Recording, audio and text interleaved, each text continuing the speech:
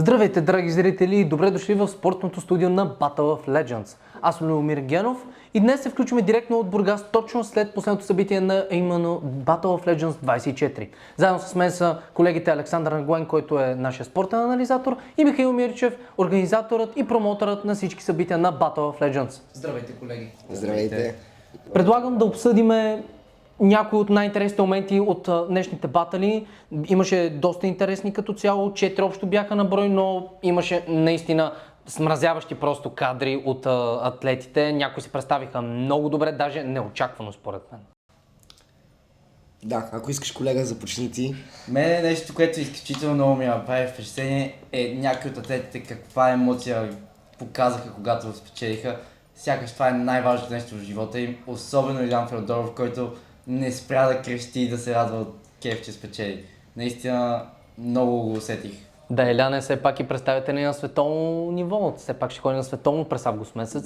Така че трябва да му пожелаем успех на Илян. Абсолютно. Аз Той вярвам, се че ще изрече. справи. Той се изрече и каза, че ще накаже Пламен. И ето чухме го, той каза, че това ще е една загрявка преди световното и наистина изглеждаше като загрявка преди световното за него. Направо не го усетих. Но реално Може би не беше напълно загрявка, защото имаха точно една точка разлика, която ги разделяше от пълното равенство и две от това да загуби. Така че мисля, че беше доста сходен батъл между двамата. Да, още скор картовете не съм ги прегледал, но да, така като казваш, със сигурност първите две влизания на Пламен и на Илян Мендич ми се сториха много равностойни. Аз видях много близки комбинации, почти едни и същи елементи, комбинирани просто по различен начин. Така че да, трето и четвърто влизане, там няма какво да коментирам. Друг състезател, който ми направи доста добро впечатление, беше Виктор Костов, който успя да хване Супер 540 срещу Михаил Матев. Това беше един доста труден двубой между тях двамата. Не веднъж сме го виждали да се случва. Това даже вече е третия път, който го случва. И за първи път Виктор Костов успя да спечели срещу Михаил Матев.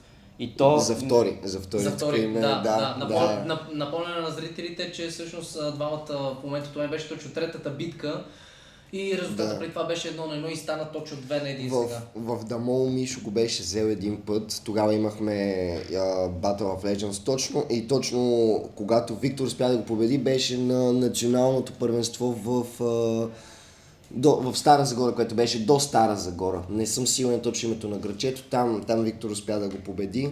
Той реално самия Виктор, вярвам, че малко по-късно, точно като приключат с снимките и с интервютата, ще дойде и тук през спортното студио, нали така, Люда? Да, Ще даде кратко изявление, с което всъщност ще можем и да го посрещнем и вече да видим какво е неговото мнение след битката.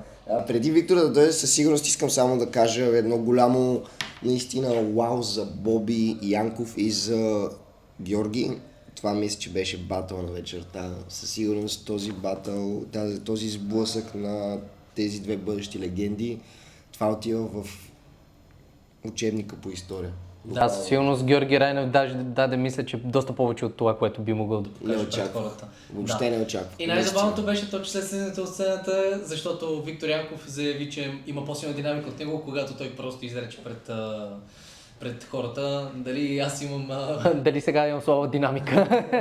Да. Гощето наистина, Гощето показа готина.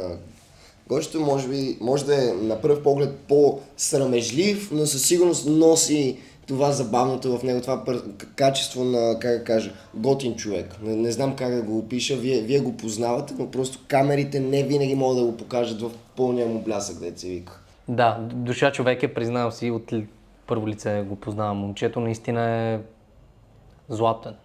Просто няма като него и според мен ще дърпа все повече и повече нагоре в неговите умения. Очаквахте ли Георги да успее да победи Бошката? Не очаквах. Между другото, наистина по никакъв начин не очаквах. Мислех, че Божидар Янков ще спечели. Особено като му видях визитката, че прави фул. И като го познавам, като каква динамика прави, очаквах, че Георги няма да успее да победи. Очаквах малко повече, между другото, от... Боби Янков. Не знам защо, имам чувство, че очаквах повече от чисто динамичните му елементи, защото го помня в една много по-добра светлина, но той малко мисля, че беше понамалил за едно време тренировките. И сега отново го гледам спрямо последното му състезание, че се връща така активно в спорта и то даже иска да дигне нивото, съответно и опонентите. Има го със сигурност, няма като че ли няма това голямо разнообразие на динамични елементи, които имаше преди. Това със сигурност означава, че Боби е слаб в динамиката. Вие сами го видяхте Да, наистина. Но просто когато ги сравним, някакси Гошо, нещата, които показа, много рядко се виждат на състезания и тук е важно да отбележим, че това всъщност е, поправете ме ако греша, първо състезание, което Гошо хваща 720. Да, мисля, че да, до сега на абсолютно всяко едно Почти го винаги изпускал. пада. Да, почти винаги се Ако не се изпуска, лъжа, да. пада, удрил се, много жестоко, удрил се главата, О, да. много жестоко, вие знаете. Аз затова като го видях, че засилва точно в средата на комбинацията и бях такъв или ще го хване сега и ще спечели, или ще го изпусне сега и оттам ще тръгне батъл. Не знам дали е нагоре. разбрал, той пак си удари главата днес. Така. Но, нали, естествено, много леко, незабележимо, но пак точно, мисля, че след първия сет, защото му подавах даже и вода и ми каза, че си е чукнал главата. Даже на почивката, след първите ми две. На кой елемент? Не знам, не го видях дори аз. Но в мига, в който ми каза, ударих си главата, показа ми как китките му са съдрани с едно. Малко изглежда наистина, признавам се, едно се е рязало, то просто от грубостта на лоста и хвата, с който трябва да хванем тези елементи, много се дерат ръцете. Аз мисля, че си я удари точно когато правеше прехвата, да мине над лоста и да се захване ето така. Риграп ли се казваше елемент? Да, мисля, че така се казва, не съм напълно сигурен. Спайдър... Нещо, което обаче със сигурност ме успокоява за Георгия, че поне няма как да си контузи краката, просто защото има уникални обувки от Skechers, които му пазят крака и го поддържат в комфорт. Със сигурност. Вие видяхте, те самите летат. Благодарим на колегата, именно организатор и промотор на събитията на Battle of Legends Михаил Мирчев. Той за момент ще ни остави от студиото и ще приветстваме с бурни аплодисменти шампиона от днешната Основна битка за вечерта, а именно... Виктор Костов. Привет! Привет, Викторе! Здравейте, момчета. Как се чувстваш след втората ти победа срещу Михаил Матев? Доста, въобще даже не беше и всъщност според мен спорен батъл спрямо точките ви, защото ти губи с пълен брой точки. В сравнение с него той изоставаше с 4 и не знам дали беше възможно дори да се постигне равенство.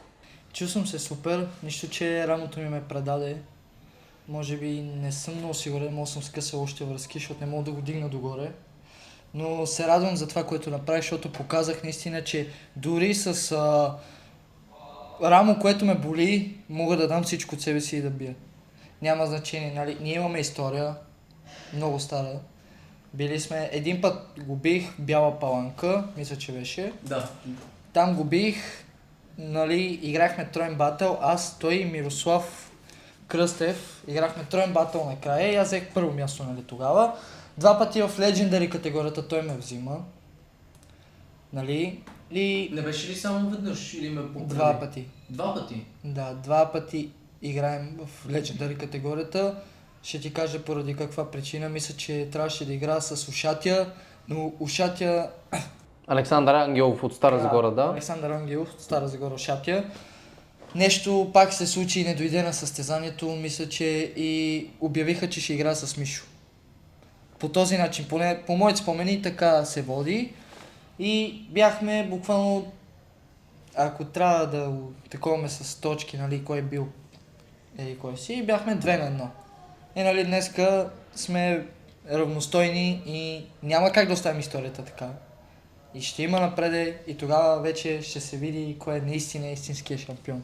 Добре, От нас двама. това трябва да го сверим, защото аз си мисля, че това би беше само третия батъл и даже че ти водиш 2-1, но може и да имат някъде едно изоставено точно тези големи събития на изтезания в миналото Има. и да не си го спомням в момента. Добре, ти беше всъщност единствения, който спечели с пълен брой точки днеска от всичките 4 батъла, което по принцип е доста голямо постижение. Не е толкова лесно. В сравнение с последната ти битка от Battle of Legends 23 Дупница, където там си Извинение, но не успя да настигнеш Там- опонента си. Доста точки, може би ги изпусна. Там мога Там да даже кажа... беше напълно обратното. Той загуби всичките 4 рунда. Този път спечели всичките 4 рунда. Да. Това е голям напредък в спорта. Там наистина се изложих тотално, не знам как. Там се готвех, знаете колко се готвех за това състезание. Там може би 2-3 месеца се готвех, статиката си нацелих и то много, нали. И може би точно това ме предаде, защото аз тренирах 3 месеца за, нали, статика, но динамиката не си усъвършенствах, нали, да правя комбинации с динамиката си, за да мога да усета лоста все повече и повече. Това може би ми е било проблема там, но и проблема беше, че първото и второто влизане не ги усетих. На третото влизане предмишлениците ми бяха много стегнати и наистина аз като се хвана на лоста, губех захвата, буквално. Ще излъжа на кой от влизанията ми беше, но мисля, че беше в третото влизане. Си загубих... Как ти обясна? Буквално и психиката си загубих, и силата си загубих, и се изложих се. Наистина там се изложих много. Днеска буквално за малко щеше да ме надвие психиката, но си казах, че аз съм по-силен от психиката и не ме надви и показах това, че аз пак мога да се върна и пак мога да бъда шампион на сцената. Нещо, което на мен ще ми е много интересно да разбера от теб, Виктор, е кой искаш да бъде следващият ти опонент? Наистина, казвам ви честно, аз съм толкова надъхан, че мога да игра срещу всички. Затова на сцената казах да се готвят всички, защото аз идвам за тях. Колкото и да не им се вярва, аз наистина ще дойда за тях. Да бъдат сигурни.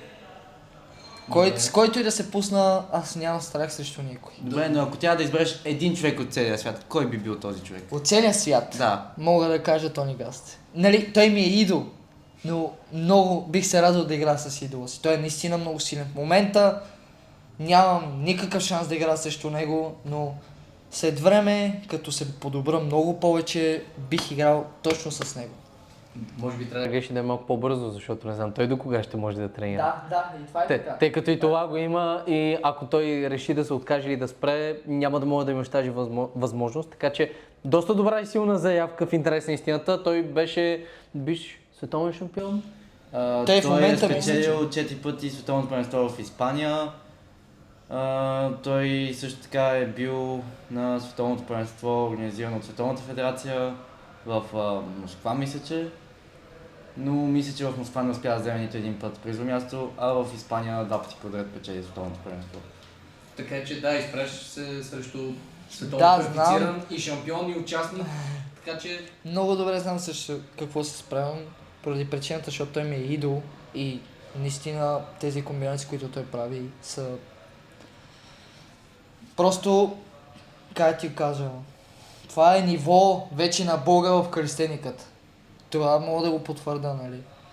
Но все пак не можеш да биеш цял живот ти. Винаги има някой, който ще те надвие. Така е. Винаги има някой, който да побеждава, все пак се редуват Точно везните. така. Това дори и аз в момента да съм бил, това самочувствие, нали, то си ми идва отвътре, защото все пак шампион съм, но трябва да си го имаме на едно на ум, че не всеки път аз ще бия. Винаги има и в случаи, които и аз ще губя. И точно заради нещата, които, нали, като загубиш, мисля, че това трябва да те надъхва все повече и повече да тренираш.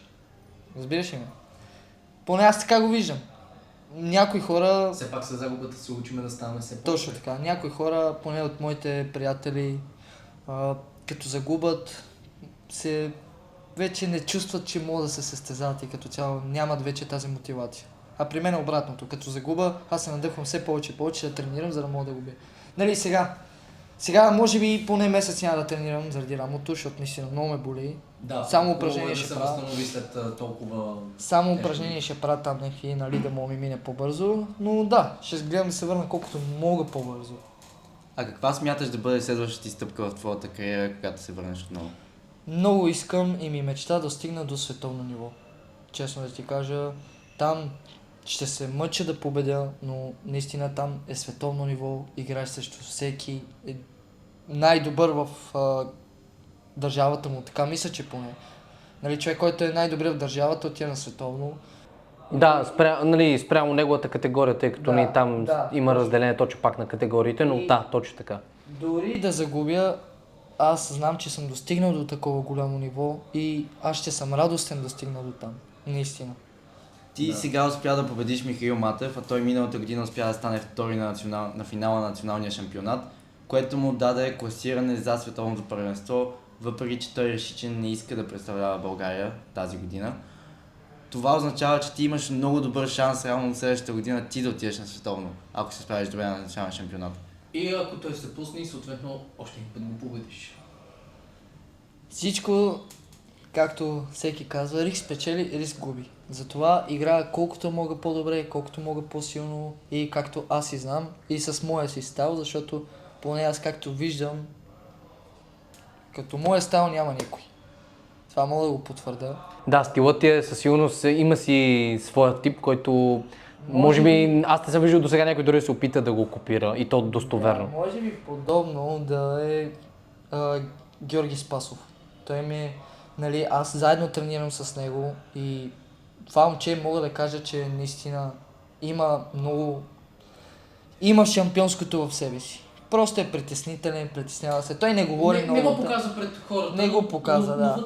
Вътрешно гори огъня в него. Да, много гори, наистина много гори. И той днеска го показа, дори и вчера да имаше бив между тях, нали, повече да биваш, да, защото вчера Божидар мисля, че скажа, нали така, Янков. Да, Божидар да. Янков го биваше повече, той нали не притеснява се момчето пред толкова много хора, не знаеше как да му отвърне, но той днеска му отвърна със спорта, тъй че мисля, че това е още по... Нали, как да го кажа? Както се казва, тихите води са най-опасни. Да, наистина, тихите води са неопасни. Аз и знаех, че ще го бие. Нали, това, Божидар Янков го уважавам, защото и момчето е наистина много силен, динамик и има и статика, не знам защо. Да, идва от село Гълъбово, което между Все другото, пак респект. Да, наистина момчето. Голям респект Дори имам за към първи него. път, като го видях, си казах, това момчето въобще откъде се захвана да тренира този спорт. Да, и аз Много- очаквах тогава. много Да. Шампиони, то не само и в кристияниката, наистина произлизат от точно такива малки градчета и села и България цялата я прославят просто. Това е доказан Респект към факт. него, уважавам и него, но все пак аз с Гошо съм по-добър приятел и така нататък. Нормално е това, Да. аз да съм, нали, повече от към Гошо.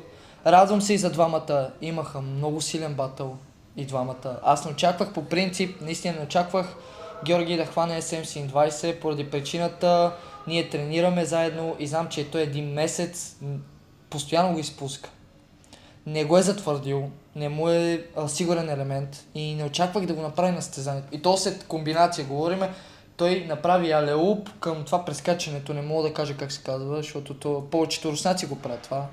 Малко българи го правят при нас това. Нали, прескачането и оттам мисля, че Джинджер направи след това засилка и 720.